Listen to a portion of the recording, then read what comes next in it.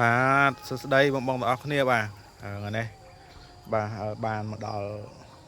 ដល់ម្សិលបាទហ្នឹងហើយមកថតបញ្ញាកាយដើមស្ដៅបាទមួយឆ្នាំមកម្ដងពីរដងទៅបាទថតបញ្ញាកាយដើមស្ដៅជូនបងប្អូនបាទបានមើលបាទហ្នឹងហើយនៅបញ្ញាកាយដើមស្ដៅនៅផ្ទះខ្ញុំហ្នឹងហ្នឹងហើយស្ដៅស្រុកបាទហ្នឹងហើយនេះបាទប្រភេទផ្លោកនេះបាទហើយ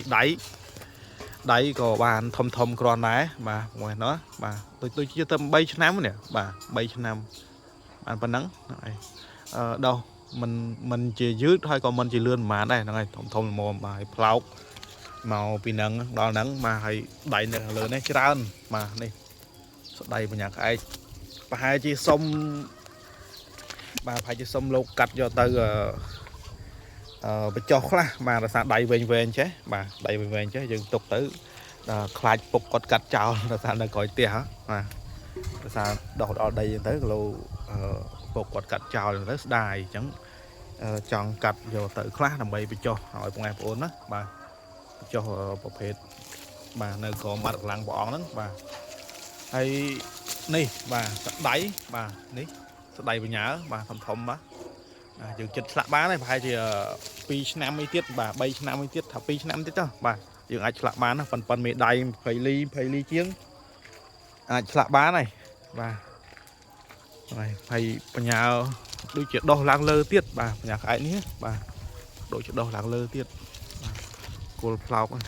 នេះតម្លាក់មកដល់ក្រោមបាទមួយម៉ែត្រនេះគឺមកធ្លាក់មកក្រោមហ្មងហ្នឹងហើយបញ្ញាក្អែកនេះបាទធ្លាក់មកដល់ក្រោមហ្មងស្អាតណាបាទបញ្ញាក្អែកនេះពេញស្អាតល្អຂະຫນាតក៏វែងល្អដោះក៏ច្រើនហ្នឹងហើយដោះក៏ច្រើនដែរអញ្ចឹងយើងយកតិចសម្រាប់បញ្ចុះបាទទុកបាទទុកឲ្យធំហើយយើងឆ្លាក់បាទចែកគ្នាម្នាក់កង់បាទបងប្អូនបាទមិត្តភ័ក្តិខ្លះបាទយើងចែកបានប៉ុណ្ណាយកប៉ុណ្ណឹងបាទបញ្ញាក្អែកដើមស្ដៅណាបងប្អូនណាបាទយ៉ាអត់ស្គាល់បញ្ញាក្អែកដើមស្ដៅបាទនេះគឺប្រភេទដើមស្ដៅនេះ